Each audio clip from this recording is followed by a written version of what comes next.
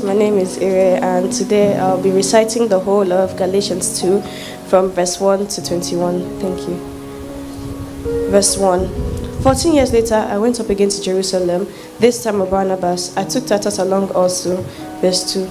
I went in response to a revelation, meeting privately with those esteemed as leaders. I presented to them the gospel that I preached among the Gentiles. I wanted to be sure that I was not running and had not been running my race in vain. Verse 3. Yet, not even Titus, who was with me, was compelled to be circumcised, even though he was Greek. Verse 4. This matter arose because some false believers infiltrated our ranks to found the freedom we have in Christ Jesus and to make us slaves. We did not give in to them for a moment, so that the truth of the gospel may be preserved for you. 6.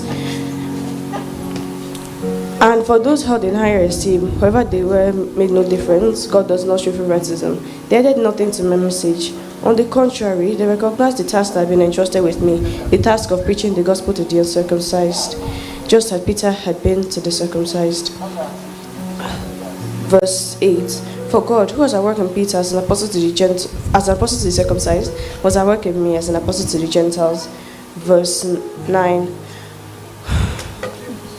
James, Cephas, and John, those esteemed as pillars, gave me and Barnabas the right hand of fellowship when they recognized the task that had been entrusted, when they recognized the grace given to me. All they asked was, no.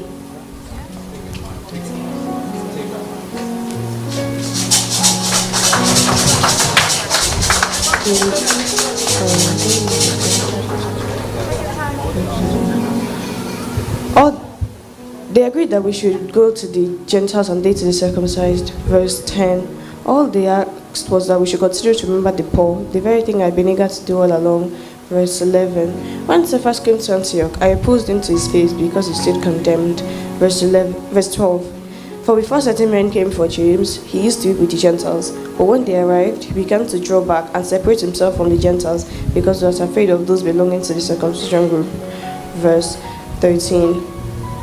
Other Jews joined him in his hypocrisy, so that by their hypocrisy, even Barnabas was led astray. Verse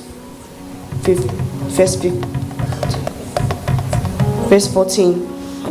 When I saw that they were not acting in line with the truth of the gospel, I said to Cephas in front of them all, "You are a Jew, you have to live like a Gentile and not like a Jew.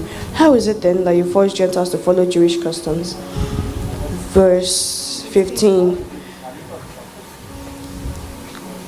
We who are Jews by birth and not sinful Gentiles know that a person is not justified by the works of the law, but by faith in Christ Jesus. So we too have put our faith in Christ Jesus and not into the works of the law, because by the works of the law no one will be justified. Verse 17. For if in seeking to be justified in Christ, we Jews find ourselves among the sinners, doesn't that mean that Christ promotes sin? Absolutely not.